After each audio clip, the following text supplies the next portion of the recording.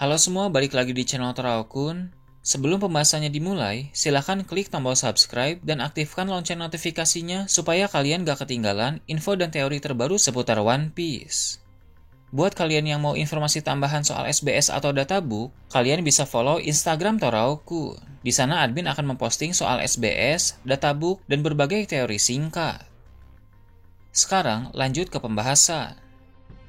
Full One Piece Chapter 1108 telah muncul di berbagai forum. Dalam video kali ini, channel Teraokun akan menjelaskan berbagai hal menarik pada chapter kali ini. Cerita dimulai dengan memperlihatkan kelanjutan dari pertemuan Van Ogre dan Katarina Devon dengan Karibo. Seperti yang kita tahu dari chapter yang lalu, Karibo sebagai penggemar berat Kurohige meminta dua komandan Titan itu untuk membawanya menemui Yonko tersebut. Kali ini diperlihatkan Van Ogre dan Katarina Devon menaruh curiga terhadap Karibo. Mencurigai Karibo seperti itu memang wajar karena dia tiba-tiba muncul dan meminta bertemu dengan Kurohige. Sebagai penjahat-penjahat berpengalaman, pasti Van Ogre dan Devon telah memikirkan dugaan-dugaan buruk tentang si manusia lumpur itu. Namun, Karibo mencoba meyakinkan mereka dengan bilang bahwa dia memiliki informasi berharga untuk Kurohige. Masih belum diketahui apakah dua komandan Titan itu akan membawanya atau tidak. Tapi sepertinya dia akan dibawa, karena ini akan menjadi awal bagi Kurohige untuk mengetahui informasi penting mengenai Pluton dan Poseidon.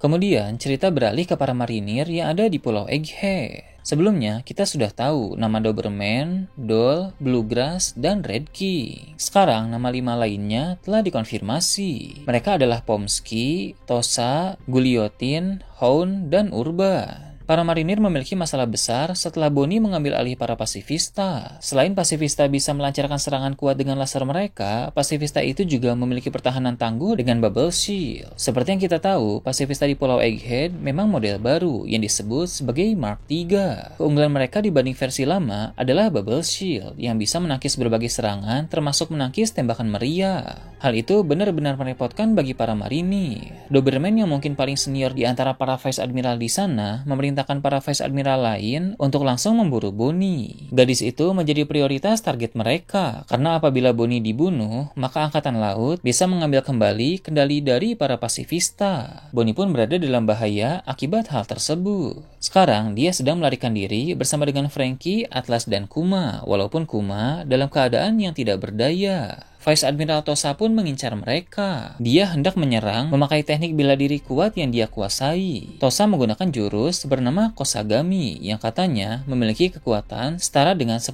serangan Shiga. Untung saja bajak laut Giant Warrior muncul di sana. Dory dan Brogy pun langsung mengalahkan Vice Admiral Tosa. Sang Vice Admiral itu bukan tandingan dari dua raksasa legendaris tersebut, karena Dory dan Brogy mengalahkannya hanya dengan serangan biasa.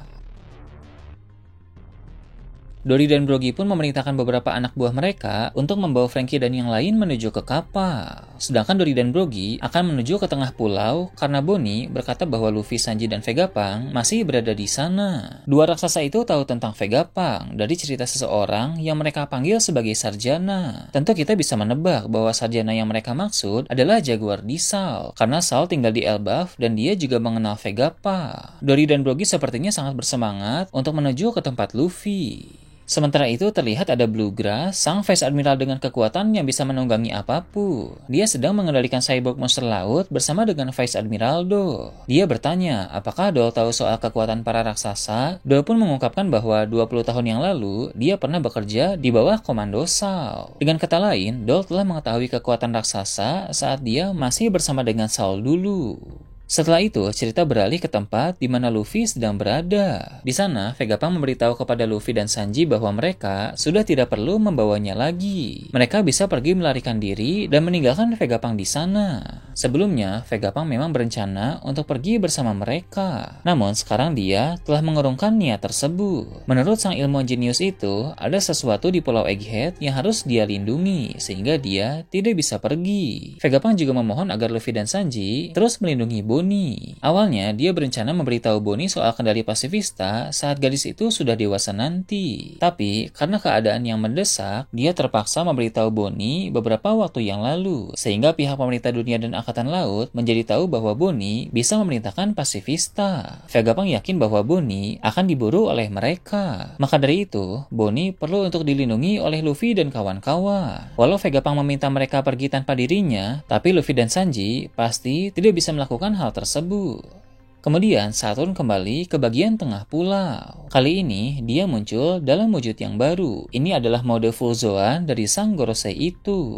Ukurannya menjadi lebih besar seperti laba-laba raksasa dengan mata yang sangat menakutkan. Tampaknya dia dalam keadaan yang sangat marah dan siap untuk mengamuk. Saturn pun melancarkan serangan cambuk kaki beracun kepada Luffy, Sanji, dan Vegapunk. Luffy bisa menghindari serangan-serangan tersebut sambil bermain-main karena dia sedang dalam mode Gear 5. Sedangkan Sanji, dia mengangkat Vegapunk dan berhasil menghindari serangan tersebut. Sang ilmuwan jenius itu pun protes karena dia sudah bilang bahwa Luffy dan Sanji bisa membiarkan saja dirinya di sana. Namun Sanji meminta Vegapunk untuk diam, sebab mana mungkin mereka meninggalkan seorang teman.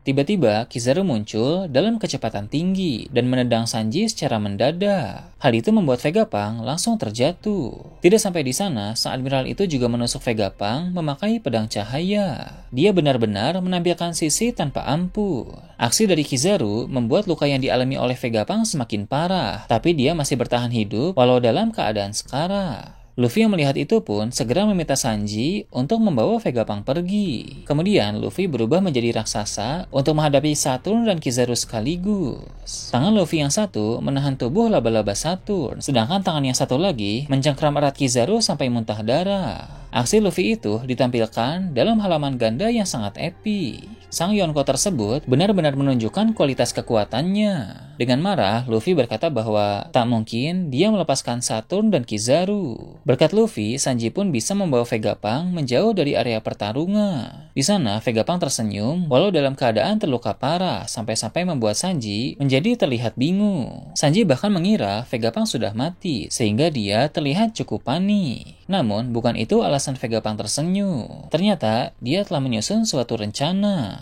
Tiba-tiba, di laboratorium Punk Record, wajah Vegapunk muncul di layar. Dia pun berkata, "Halo dunia, mohon ditanggapi." Ternyata, Vegapunk telah membuat pesan untuk disebarkan ke seluruh dunia. Pesan itu berisikan tentang kebenaran dunia yang telah diketahui oleh sang ilmuwan itu. Dalam chapter ini, cerita memang berakhir di sana, sehingga kita belum tahu detail dari kebenaran dunia yang akan Vegapunk sampaikan. Namun yang jelas, kebenaran dunia itu adalah hal yang besar yang akan menggemparkan publik dan sangat merugikan pihak pemerintah dunia. Hal tersebut pasti berkaitan dengan informasi penting dalam abad kekosongan dan juga tentang kerajaan kuno. Nah itu tadi berbagai hal menarik pada chapter 1108. Gimana menurut kalian? Silahkan tulis di kolom komentar di bawah. Oke, segitu aja untuk pembahasan kali ini. Jangan lupa like, share, dan subscribe untuk video menarik selanjutnya. Gue Toraukun, Shambles.